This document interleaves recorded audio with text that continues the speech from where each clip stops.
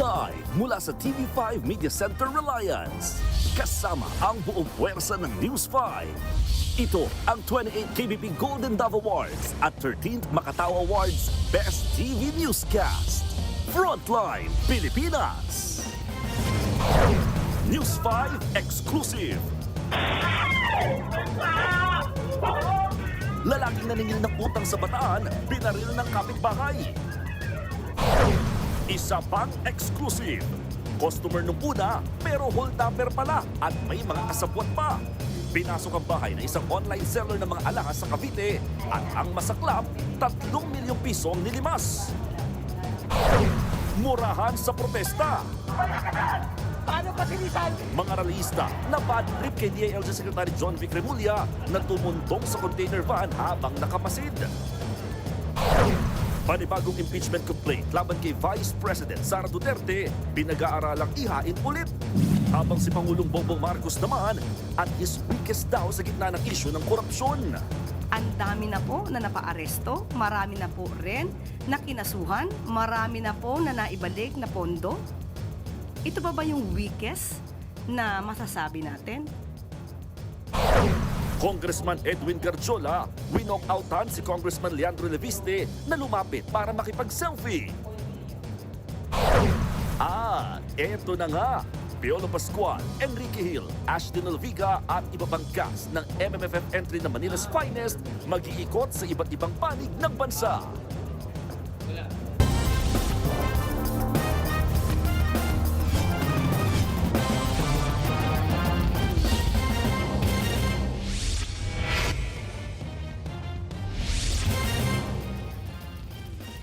Kapapasok lang na balita, suspendido ng 60 araw si Congressman Kiko Barzaga. Kaugnayan ang ethics complaint sa kanya dahil sa mga mapanira o manuniyang post sa social media. 249 na kongresista ang bumoto pabor sa suspension ni Barzaga. 5 ang tumutol at 11 ang nag-abstain. Samantala, pinagmumura at sinigawan ng mga rallyista si DILG Secretary John Vic Remulla sa gitna ng protesta kontra korupsyon. Ang kalihim kasi umakyat sa container van at doon nag-monitor ng kilos protesta. Nasa frontline ng balitang yan si Ian Suyu. Katakot-takot na mura ang inabot ni DILG Secretary John Vic Remulla mula sa ilang rallyista kahapon sa Recto Avenue sa Maynila. Umakyat ng container van ang kalihim at doon nakahalukikip siyang nagmonitor. Hinarangan ng mga otoridad ang daan pa Menjola para hindi makalusot ang mga nagpoprotesta. Tamo, paano pa sinisan? Yabang ko, tila mo. Kapal na mukha eh. Sa kabila ng mga pagmumura at paninigaw kay Remulla, unbothered siya. Okay lang sa akin yun, as long as they keep the peace. Karapatan naman na sabihin nila kung ano nararamdaman nila eh.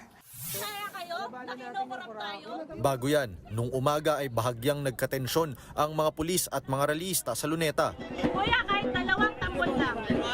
Pinigilan at hinarangan kasi ng mga pulis ang grupong Tambol Bayan na magbusking. Walang pisikalan! Walang pisikalan! Giit na mga pulis, bawal manggulo at wala silang permit, pero ayon naman sa grupo, hindi panggugulo ang busking. Masaya kayo? Nakinukurap tayo? Masaya kayo? Yes or no? Sa huli, pinagbigyan ng kalahating oras ang grupo.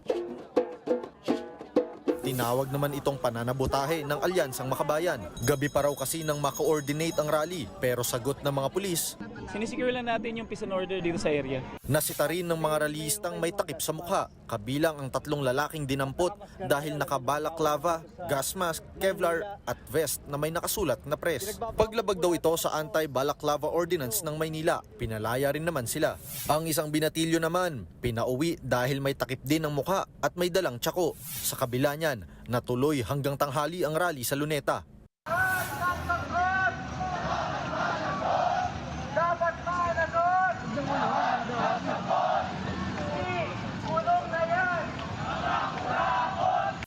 Iisa ang panawagan, transparency ng Independent Commission for Infrastructure. Wala pa raw kasing nakukulong na sangkot ng mga senador at kongresista sa flood control scandal. May ilan ding nanawagan na magbitiw sa pwesto sina Pangulong Bongbong Marcos at Vice President Sara Duterte. Ang trilyon peso march naman sa EDSA bahagya ring naantala. Bumarikada kasi ang mga pulis sa gilid ng ruta ng marcha. This is maximum disturbance. This is not maximum tolerance. Sa huli, umabot sila sa EDSA People Power Monument. Nakiisa sa rally sina mamamayang Liberal Party List Representative Laila De Lima at Senator Kiko Pangilinan. Gayon din si Senator Bam Aquino, Akbayan Representatives Shell Jokno at Percy Sendanya at Baguio City Mayor Benjamin Magalong. Present din si dating Economic Secretary Winnie Monsod na nakikiisa raw sa galit ng tao kontra korupsyon. Sa entablado, buena manong nagsalita si Pablo Virgilio Cardinal David. Panawagan namin ay simple lang. Magtrabaho naman kayo. Itong paglaban sa korupsyon, patunayan ninyo na lulubos-lubusin ninyo. Nagbabalita mula sa Frontline, Ian Suyu, News 5. Kalaboso sa magkahiwalay na lugar ang 3 lalaking nagbebenta online ng mga ipinagbabawal na paputok gaya ng King Kong at Goodbye Philippines. Nasa frontline ng balitang yan, si Brian Castillo.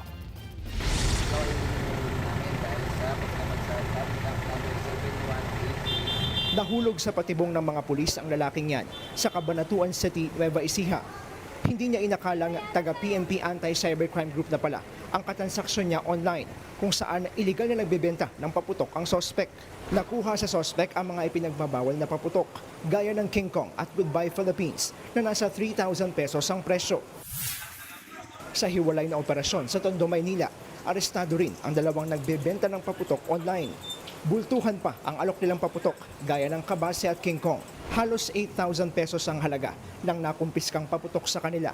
Ang mga online selling of firecrackers kasi hindi po ito allowed unless they have gain or obtain permits or license. Mahaharap ang mga sospek sa ukulang reklamo. Paalala ng otoridad, ipinagbabawal ang pagde-deliver ng mga paputok. Tanging sa mga otorisadong dealers na may physical stores lang din daw maaaring bumili. Nagbabalita mula sa Frontline, Brian Castillo, News 5. Susunod, buntis patay ng saksakin ng screwdriver. Ang suspect, mister niya.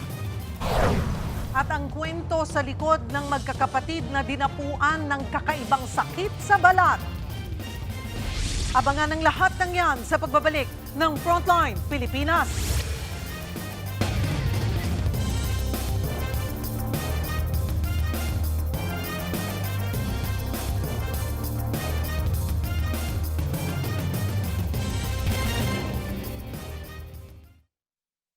Mga kapatid, Julius Babaw po, nasa Middle East o saan mang dako ka ng mundo, manatiling may alam at may pakialam sa mga mainit na balita dito sa ating bansa. Simulan po natin ang bawat araw sa tuloy-tuloy na balitaan sa Frontline. Mag-follow at mag-subscribe sa social media pages ng News 5.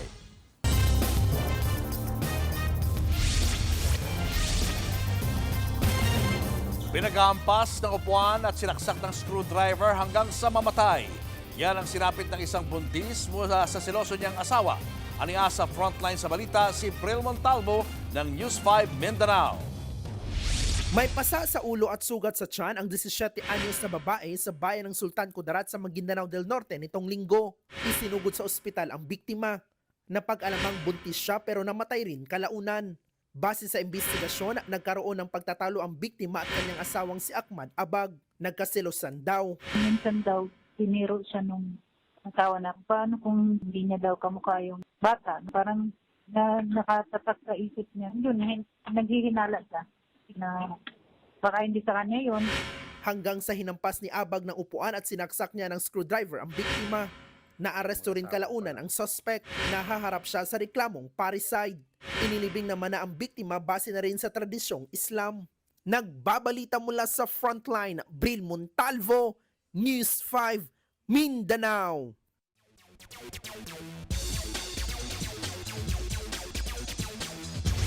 Maya-maya lang ay sasabak na uli ang Gilas sa FIBA World Cup Asian Qualifiers. Target nila ang isa na namang dominant performance. Live mula sa Blue Eagle Gym sa Quezon City, nasa frontline ng balitang yan, si Ian Suyu. Ian? Denise, nasa Gilas, Pilipinas na nga ang home court advantage sa pagpapatuloy ng kanilang kampanya para sa 2027 World Cup qualifiers. Dito nagaganapin yan sa Blue Eagle Gymnasium sa Ateneo de Manila University. At syempre, no less than a dominating performance sa ating pambansang koponan. Losing with confidence lalo pat tinambakan nila ang Guam sa score 87-46. Nakapagtala sila ng record-breaking 61 rebounds. Pinakamarami yan sa kasaysayan ng FIBA Asia. Bumida sa larong yan ang nagbabalik na si Justin Brownlee with 22 big points and 2 steals, habang may 10 points at 6 boards naman si Dwight Ramos.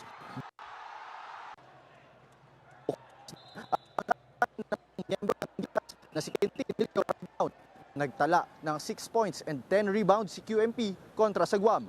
Ayon mismo kay Coach Tim Cone, madaling nakasunod sa sistema ng koponan si Quintin Meliora Brown. Nakatanggap nga rin tayo ng detalye, Denise, na posibleng ngayong gabi na rin yung magiging huling laro ni Gilas Captain Japet Aguilar bilang parte ng Gilas Pilipinas. Matatandaan natin na isa siya sa pinakabeteranong miyembro ng koponan, lalo na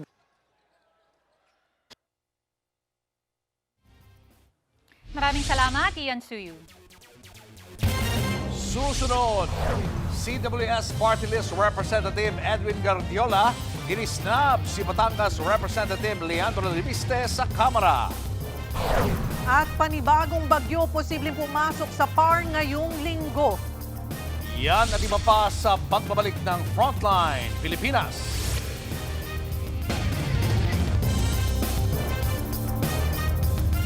Mga kapatid, Julius Babaw po. Nasa Middle East o sa amang dako ka ng mundo, manatiling may alam at may pakialam sa mga maiinit na balita dito sa ating bansa. Simulan po natin ang bawat araw sa tuloy-tuloy na balitaan sa Frontline.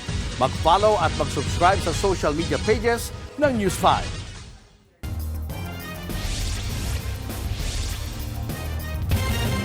Inisnab ni CWS Party List Representative Edwin Guardiola si Batangas 1st District Representative Leandro Leviste. Sa video, makikitang umakbay pa si Leviste kay Guardiola at sinubukang makipag-selfie sa loob ng session hall ng Kamara. Naglakad naman si Guardiola palayo kay Leviste. Wala pang pahayag ang dalawang congressman kaugnay niya. Matatanda ang si Leviste ang nagdawit kay Guardiola sa DPWH project buying scheme. Kabilang si Guardiola sa 8 umano'y contractors na inireklamo sa ombudsman kaugnay sa flood control scandal.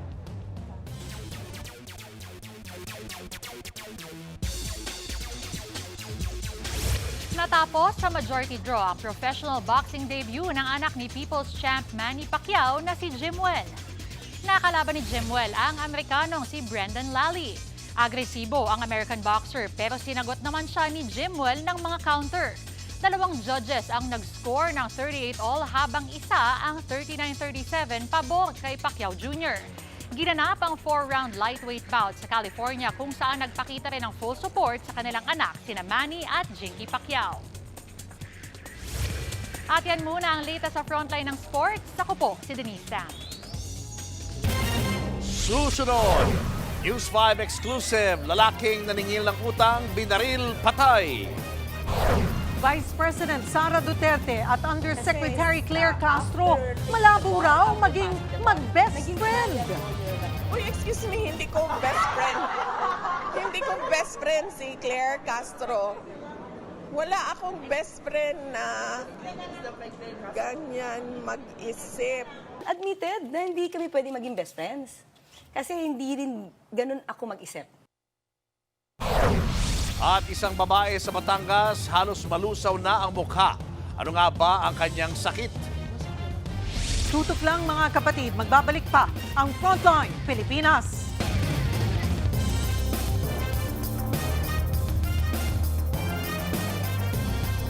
Mga kapatid, Cheryl Cosim po. Nasa Estados Unidos, Canada o saan mang dako ka ng mundo, manatiling may alam at may pakialam sa mga mainit na balita dito sa ating bansa. Simulan natin ang bawat araw sa tuloy-tuloy na balitaan sa Frontline. Mag-follow at mag-subscribe sa social media pages ng News 5.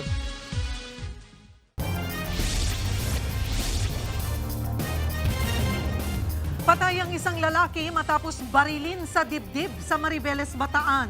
Ang bumaril sa kanya ang taong sinisingil niya ng utang. Nasa frontline ng balitang yan si Dave Abuel, exclusive. Lumabas sa eskinita ang lalaking yan sa Barangay Kamaya sa Mariveles, Bataan noong Biyernes. Hindi nakita sa CCTV pero pinuntahan ng lalaki ang kapitbahay niya. Maya-maya maririnig ang tila sigawan sa hindi kalayuan. Nang biglang isang putok ng baril ang umalingaw-ngaw. Napahiyaw ang isang matandang babae. Sinalubong niya ang lalaki na may tama na pala sa dibdib. Napaupo ang lalaki sa daan. Natatarantang humingi naman ng tulong ang matanda na ina pala ng biktima. Ilang saglit pa, tumumba na ang lalaki sa kalsada. Naitakbo pa sa ospital ang biktima pero namatay rin kalaunan. Ayon sa pulis, isang improvised na baril ang ginamit ng sospek. Siningil umano ng biktima ang utang ng sospek. I believe, I think it's 50, 150, yun po ang mga binabanggit na halaga. Small amount of money lang po. Sa huli, naaresto ang sospek. Hindi na na-recover ang ginamit niyang baril, pero umamin siya sa krimen. According to the suspect po na hindi talaga niya sinasadya, nabigla rin siya, because of the heated arguments lang po. Hindi naman akalain ng ina ng biktima na mauuwi sa pamamaril ang paniningil ng utang ng anak. Bagong lipat lang. Yung pala, masama palang ugali. Nagkasagutan sila, maya-maya, pinaputukan agad siya. Desidido ang kaanak ng biktima na ituloy ang pagsasampa ng reklamong homicide laban sa sospek. Nagbabalita mula sa frontline, Dave Abuel, News 5. Hinold up at natangayan ng halos 3 milyong pisong halaga ng pera at alahas ang isang online seller sa Cavite. Ang isa sa mga suspect, dating buyer ng biktima. Nasa frontline ng balitang yan, si News 5 Mr. Exclusive, Gary De Leon. Sa pool sa CCTV ang isang lalaking naka-face mask at sombrero na kumatok sa bahay ng isang online seller ng alahas sa Bacoor, Cavite. Pinapasok naman siya ng isang babae. Maya-maya, dumating ang isang MPV. Bumaba ang 4 na lalaking may takip din sa mukha. Dire-diretsong pumasok sa bahay. Ang grupo ng mga lalaki, mga hold-upper na pala. Hindi kita sa CCTV ang mga sunod na nangyari. Pero tinutukan na ng mga suspect ng baril ang babaeng online seller at ang asawa nito. Yung katulong namin, nasa taas. Nung bumaba siya, tapos na, yung bibig. May tinapala na ako ng tig. Mabilis. Mabilis pangyayari. Yun? Nagkunwaring buyer. Makikitang unang lumabas ng bahay ang lalaking kumatok na may bit-bit ng bag. Ilang minuto lang ang lumipas, sumunod ang iba pang lalaki na may bit-bit na ring mga gamit. Tinangay na pala nila ang mga alahas na nagkakahalaga ng aabot sa 1.5 million pesos. Bukod dyan, may nakuha rin silang 1.45 million pesos na cash at 2 mamahaling smartphone. Sumakay ulit sila sa MPV para sumibat. Tinangka pa silang habulin ng biktima pero hindi na naabutan. Sa investigasyon ng Bacoor Police, minsan na raw bumili ng alahas sa online seller ang isa sa mga suspect. Kaya raw nagtiwala ang biktima na makipagkita sa bahay niya. Sa ngayon, nagsasagwa pa ng backtracking ng mga CCTV ang mga pulis at may persons of interest na raw sila.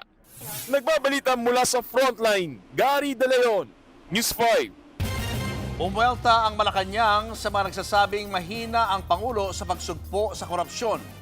May paalala naman si PBBM sa mga bagong sundalo sa gitna ng maubong pa ring destabilisasyon. Nasa frontline ng balitang yan si Maricel Halili. Piliin niyo ang bayan. Piliin ninyo ang katapatan at ang kapayapaan. Yan ang mensahe ni Pangulong Bongbong Marcos sa kanyang talumpati sa graduation ng mga bagong miyembro ng Armed Forces of the Philippines sa Villamor kanina. Sa gitna ng alingas-nga sa destabilisasyon sa gobyerno, giit ng Pangulo, hindi dapat nagpapadala sa politika ang sandatahang lakas. There will be moments when your integrity will be tested. Corruption and dishonesty can manifest in many forms. Kaya piliin nyo lagi ang tama. Nito lang Biyernes, bago ang trillion peso march protest sa EDSA at Baha sa Luneta 2.0, Naghapunan sa Malacanang si PBBM kasama ang mga opisyal ng AFP. Dito, tiniyak ng AFP ang kanilang katapatan sa konstitusyon. Our beloved President, Sir, our Commander-in-Chief, ang inyong kasundaluhan ay kasama nyo para sa tunay na pagbabago tungo sa isang bagong Pilipinas. Sa kabila niyan, meron pa ring mga kritikong nagsasabing at his weakest si PBBM sa pagresolba sa korupsyon. Buwelta ng palasyo, Ang dami na po na napaaresto, marami na po rin na kinasuhan, marami na po na naibalik na pondo. Ito ba yung weakest na masasabi natin? ito naman ang sagot ng Malacanang sa mga panawagang magbitiw si PBBM. Madali po kasing sumigaw na bumaba sa pwesto. Pero kung papaano papalakarin at pamumunuan ang gobyernong ito kapag bumaba ang Pangulo, ano kaya ang kanila masasabi? Nagbabalita mula sa Frontline, Maricel Halili, News 5. Pinag-aaralan na ng bayan ang paghahain ng panibagong impeachment complaint laban kay Vice President Sara Duterte. Nabitin daw kasi sila nang hindi matuloy ang impeachment trial laban sa bise. Nasa frontline ng balitang yan, si Marian Enriquez. Matatapos na ang one-year ban sa paghahain ng panibagong impeachment complaint laban kay Vice President Sara Duterte sa February 5. Kaya ang grupong Bayan, pinaplano na ang paghahain ng panibagong impeachment complaint. Isa pa sa pinag-aaralan ng grupo ang naunang desisyon ng Korte Suprema sa pagpapatigil ng impeachment at pagdedeklara nito bilang unconstitutional. Hinihintay pa nila ang resulta ng apela nila sa desisyong ito ng SC. As you know, maraming dinagdag na mga condition ang Supreme Court. Medyo mas mahirap na ngayon mag-file ng impeachment. Most likely, magpa-file po tayo ng impeachment ulit. Kasi bitin yung nangyari, hindi natuloy sa trial. Noong December 2024, mga mambabatas mula sa Makabayan Bloc ang nag-endorso ng ikalawang impeachment complaint laban kay VP Sara. Isa lang ang naging basihan nila rito at yan ay ang betrayal of public trust dahil sa umano'y maling paglustay sa 612 million pesos na confidential funds ng OVP at DepEd. Pero sa ika-4 na impeachment complaint, 7 grounds ang inendorso ng 215 na kongresista. Yan ang ipinadala ng Kamara sa Senado. Bukod sa issue sa confidential funds, pinagbasehan din sa paghahain ang pagbabanta noon ni VP Sara kina Pangulong Bongbong Marcos, First Lady Liza Araneta Marcos at dating House Speaker Martin Romualdez.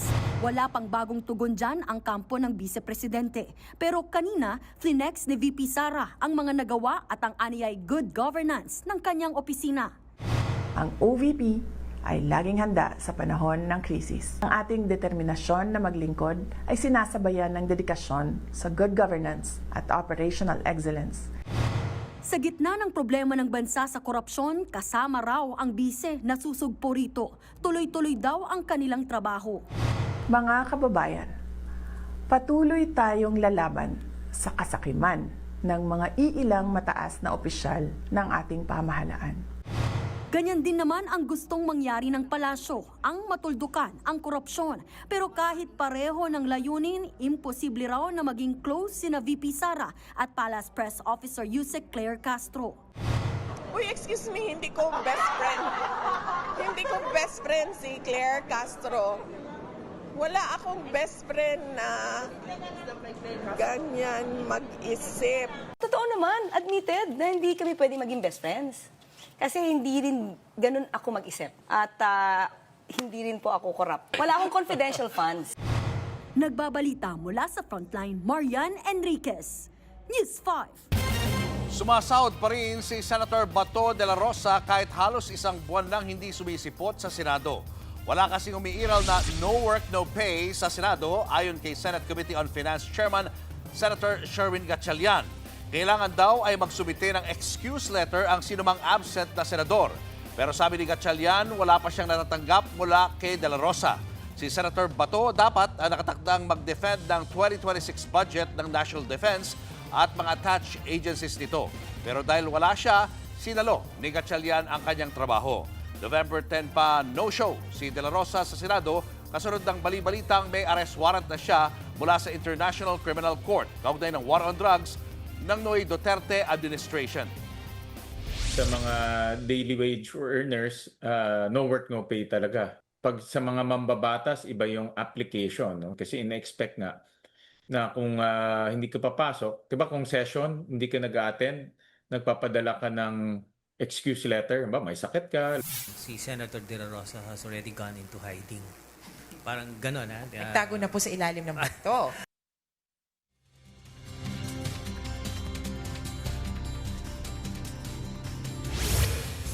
Weather update tayo mga kapatid. Narito po ang mga weather systems na nakakaapekto sa loob at labas ng ating Philippine Area of Responsibility na nakakaapekto nga sa ating bansa. Ito pong Intertropical Convergence Zone ang nakakaapekto po dito sa areas ng Visayas, Palawan at Mindanao. Samantalang umatras naman yung ating tinatawag na shear line na kung saan ito pong northeast monsoon ang nagdadala naman ng mga posibleng mahinang pagulan dito sa extreme northern Luzon.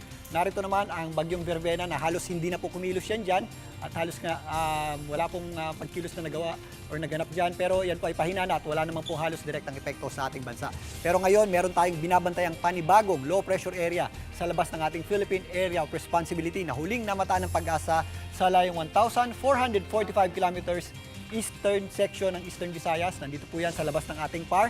Ito po ay posibleng dumikit at lumapit sa ating boundary line bukas ng gabi hanggang Wednesday at posible rin pong lumakas at maging isang ganap na bagyo sa loob ng ating Philippine Area of Responsibility if ever yan po ay mabibigyan ng local name na Wilma. Sa ngayon, ito po ay hindi natin inaasahang maging isang malakas na bagyo or umabot sa typhoon or super typhoon category. Pero gaya ng bagyong Verbena, ito po ay posibleng tumawid sa ating bansa at kasama ng epekto ng shear line, ito po ay posible rin magdulot ng malawakang pagulan at posibleng magdulot din ng malawakang pagba sa ilang bahagi ng ating bansa. Yan po ay paghahandaan natin ngayong Thursday hanggang sa pagpasok ng weekend. Sa ngayon, wala pa po itong direktang epekto sa anumang bahagi ng ating bansa. Ito lamang Intertropical Convergence Zone ang nagdadala ng mataas na tsansa ng pagulan at mga posibleng thunderstorms sa ilang bahagi ng Mindanao, particularly ang rehiyon ng Caraga at ilang areas ng Davao Region at apektado rin po nito ang areas ng eastern section ng Visayas. Maliban dyan, mga localized o pulupulong pagulan at thunderstorms naman ang ating aasahan dito po sa mga areas ng Visayas, kasama na po dyan ang malaking bahagi ng Luzon. Dito nga sa Metro Manila, magpapatuloy po ang maganda at maliwalas na panahon,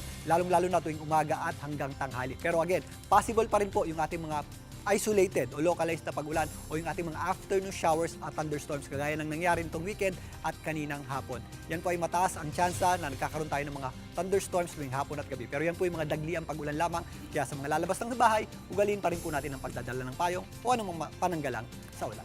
At yan muna latest sa ating lagi ng panahon. Muli ito po ang inyong weather frontliner, Alvin Pura, na laging may panahon para sa iyo.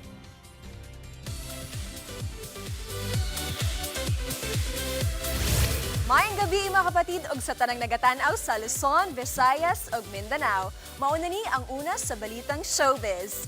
Ilang linggo na lang at magta-travel back to 60s era na tayo sa MMFF entry na Manila's Finest. Pero bago yan, abangan niyo muna mga kapatid ang nationwide outreach activity ng cast with of course Papa P, Piola Pascual. Nasa frontline ng balitang yan si MJ Marfoy. It's a wrap para sa isa sa pinaka-inaabangang pelikula sa Metro Manila Film Festival, ang Manila's Finest. It was a fun set. You know, everyone was happy, even if we were pressured. Watching the rushes, na-amaze ako dun sa cinematography, na-amaze ako sa ganda ng concept. Parang painting yung mga shots eh. But the work is just getting started mga kapatid. Dahil abala na mga bida na mag-ikot sa bansa para sa isang outreach. This week, bibisita sila Piolo at Enrique sa Visayas. Yes, we're going to Cebu. Not just to promote, but also to help our fellow men. It's nice to do groundwork and to use your influence and your celebrity to be able to help out people. Isa sa inaabangan ay ang mga eksena ni Papa P at ni rising star Ashton Olviga bilang mag-ama sa pelikula. I'm impressed kasi kahit ganong kabisi yung bata, she did her homework. Maganda yung binigay ni Ashting, you know.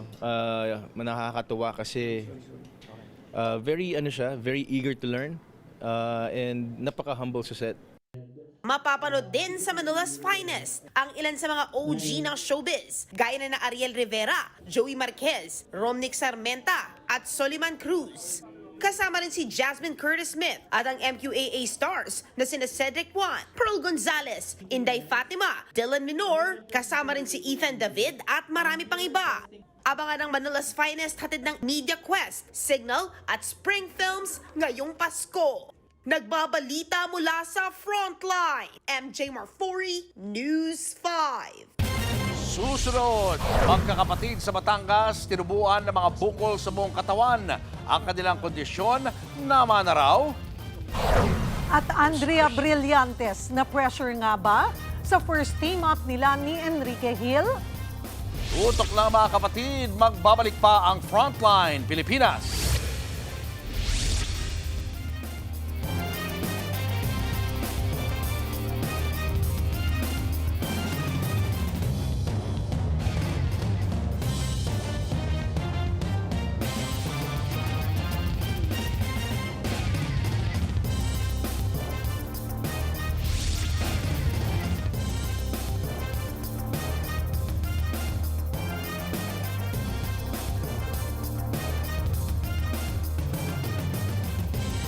Mga kapatid, Cheryl Cosing po. Nasa Estados Unidos, Canada o saan man dako ka ng mundo, manatiling may alam at may pakialam sa mga maiinit na balita dito sa ating bansa. Simulan natin ang bawat araw sa tuloy-tuloy na balitaan sa Frontline. Mag-follow at mag-subscribe sa social media pages ng News 5.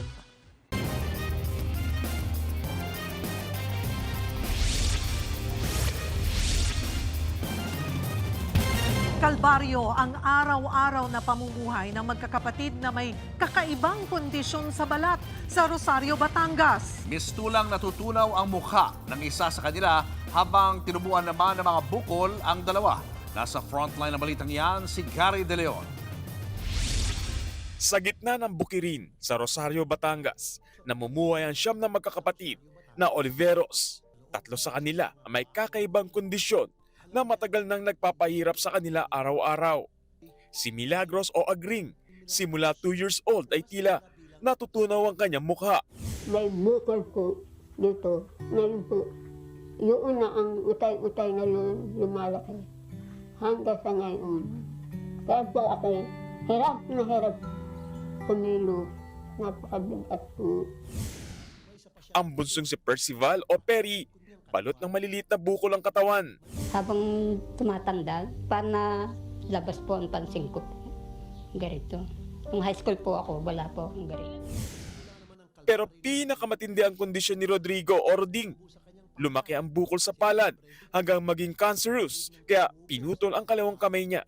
Bukod po ito sa palad na hanggang lumaki ng sugat po. Ito po ay halos natabunan ng palad.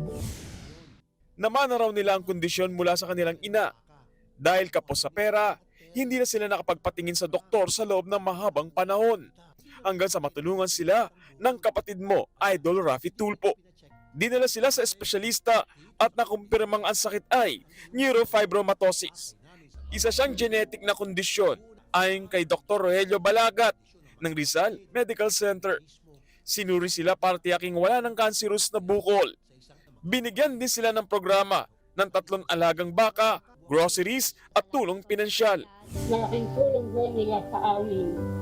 Nasisilahan po ako sa kanila. Maraming salamat po. Nagbabalita mula sa Frontline, Gary De Leon, News 5.